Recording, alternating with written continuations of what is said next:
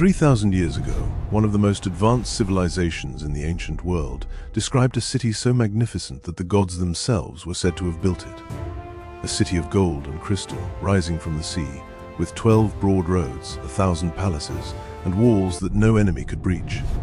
They called it Dwarka, the gateway city, and it was said to be the kingdom of Lord Krishna, built in a single night by the divine architect Vishwakarma.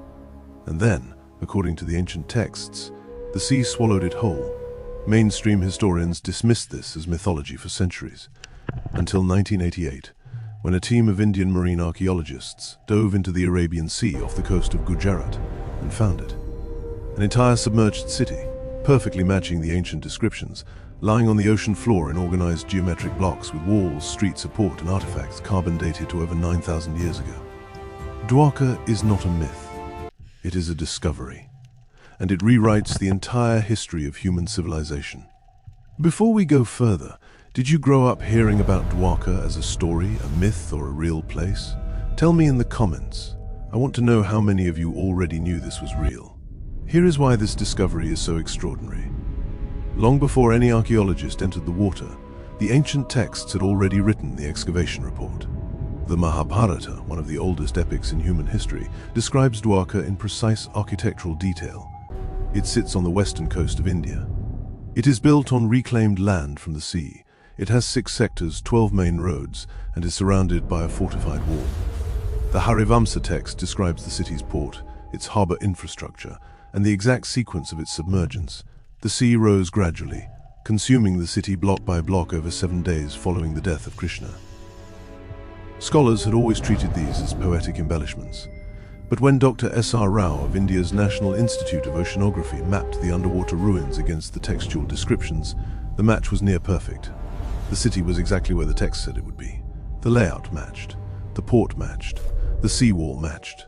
The ancient Indians were not writing mythology. They were writing history. Think about this. The texts described Dwarka in exact architectural detail, thousands of years before it was found underwater. Does this make you see ancient scriptures differently? Comment, history, or mythology? What the divers found was not scattered rubble.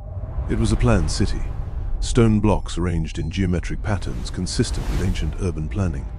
A massive fortified wall running along what was once the seafront. Stone anchors, 16 of them, of a type used in sophisticated maritime trade. Inscribed cylindrical seals, identical in style to seals found at the Indus Valley civilization sites of Harappa and Mohenjo-daro, 2 of the oldest known urban civilizations on Earth. Pottery fragments, copper coins, and semicircular stone structures consistent with descriptions of Dwarka's port. And the dating. Wood samples recovered from the site were carbon dated by the Physical Research Laboratory in Ahmedabad. The results came back at over 9,000 years old, that is 4,000 years older than the Egyptian pyramids, 6,000 years older than Stonehenge.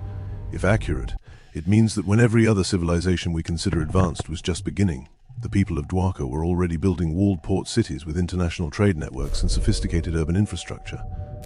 This is not a footnote in history. This is a complete rewrite of it. 9,000 years old.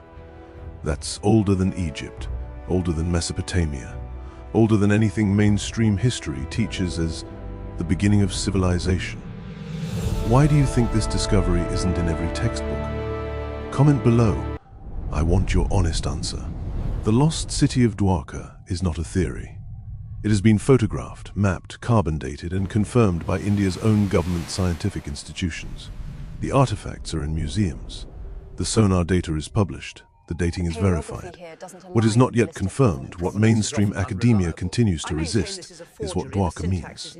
Because if a sophisticated, internationally trading, architecturally advanced civilization existed in India 9,000 years ago, then every timeline we have ever been taught about the rise of human civilization is wrong. Not slightly wrong, catastrophically wrong. Dwarka doesn't just push back the history of India, it pushes back the history of humanity.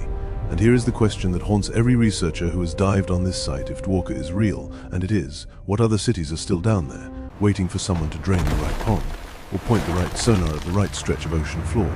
We have explored less than 20% of the world's ocean floor. The rest is still dark. Next week we travel to Bolivia, to a site 13,000 feet above sea level, where stone blocks weighing 800 tons were cut to tolerances of 0.05 millimeters, Precision that matches modern CNC manufacturing. No quarry nearby. No records of construction. And angles so perfect that not even a razor blade can fit between the joints. Pumapunku, the ancient factory that should not exist. No known Subscribe, civilization. because the history they gave us Tool. was never the complete picture.